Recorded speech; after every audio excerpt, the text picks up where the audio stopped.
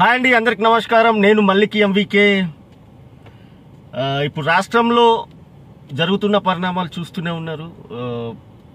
గౌరవ MLC whip పాటి కౌశిక్ రెడ్డి గారు ఇది ఫేక్ ఆడియో అని ఫేక్ మాటలు మాట్లాడుతున్నాడు. అందరు చూస్తూనే ఉన్నారు. నేను ఒక 22 సంవత్సరాల నుండి సినిమా ఫీల్డ్లో ఉన్న మ్యూజిక్ డైరెక్టర్గా, అలాగే సౌండ్ ఇంజనీర్ కూడా. నేను అంటే 22 సంవత్సరాలు బట్టి సౌండ్ వింటూ పెరుగుతున్నా. నీకు నేను ఓపెన్ ఛాలెంజ్ చేస్తున్నా మిస్టర్ కౌశిక్ రెడ్డి, అది ఫేక్ ఆడియోనా? నేను ఛాలెంజ్ చేస్తున్నా, నిరూపించు నువ్వు అది ఫేక్ అని. అది ఒరిజినల్ ఆడియో, ఒరిజినల్ సౌండ్. నీకు అలా మిక్స్ చేసేటోడు ఎవడు ఉండడు. అలా నువ్వు అనవసరంగా మాటలన్నీ మాట్లాడి ఈరోజు ముదిరాజులకు భయపడి, మా జాతికి భయపడి నువ్వు ఎలా చేస్తున్నావో, ఏం చేస్తున్నావో చూస్తూనే ఉన్నాం తెలంగాణ మొత్తం. బిడ్డ ఖబర్దార్ చెప్తున్నా, నీకు ఇంకా బల్బు వంగలేదు, నువ్వు ఇప్పటికీ క్షమాపణ చెప్పలేదు. ఖచ్చితంగా ఇంకా పరిణామాలు ఉవ్వెత్తున వెళ్తాయి. నీకు ఈటల గారికి ఏమన్నా ఉంటే మీరు చూసుకోండి. మధ్యలో మా జాతిని, మా ముదిరాజ్ జాతిని ఇష్టం ఉన్నట్టు తిట్టే హక్కు ఎవరిచ్చాడురా నీకు?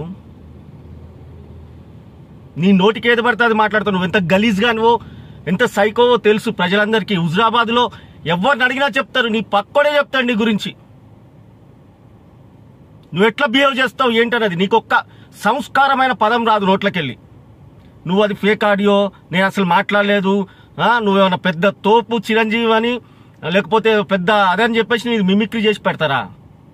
బిడ్డ ఖబర్దార్ చెప్తున్నా, ఇప్పటికైనా బహిరంగ క్షమాపణ చెప్పు.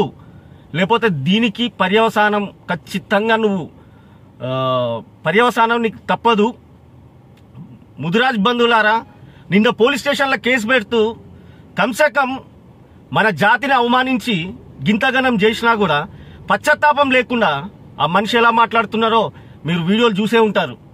ఖచ్చితంగా వీడికి బుద్ధి వచ్చేలాగా మన సత్తా ఏంటో ఇంకా ఉవ్వెత్తున చూపించి వీడికి అజ్జేయాలి. ఈటల రాజేందర్ గారి గురించి అవాక్కులు చెవాక్కులు పేలుతావు. అసలు ఈ సబ్జెక్ట్కి ఈటల రాజేందర్ గారికి ఏం సంబంధం అయ్యా? నీ నోటి దుల వల్ల వచ్చిన సమస్య ఇది.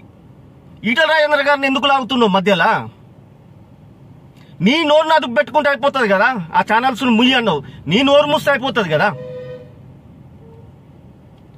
నీ ఏమన్నా నరం లేని నారికే ఇష్టం ఉన్నట్టు మాట్లాడినట్టు నీ బుద్ధి గడ్డిది నువ్వు మాట్లాడి ప్రతి దానికి ఈటల రాజేందర్ గారిని లాగుతావేంది బిడ్డ? మొగోడివి అయితే అంటాను, మొగోడు. అరే చూడలేదారా నువ్వు? హుజురాబాద్లో మొగోడే గెలిచి వచ్చిండు, మీరందరూ ఆడవాళ్ళు అయ్యారు. కనిపిస్తలేదు మొగోడు అంటే ఎట్లుంటాడో చూడలే. మొగతనం, మొగోడు, నల్లి కుట్లోడు. అరే జాతికి మంచి చేసే బిడ్డ ఆయన. నువ్వు అవాక్కులు చెవాక్కులు పేలినావంటే బిడ్డ నాలుగకి వస్తారు. నువ్వు ముదిరాజులకు ఇకనైనా బహిరంగంగా క్షమాపణ చెప్పకపోతే జరగబోయే పరిణామాలకు పూర్తి బాధ్యత నువ్వే వహించవలసి వస్తుంది, నీ ప్రభుత్వం వహించవలసి వస్తుంది. తస్మాత్ జాగ్రత్త.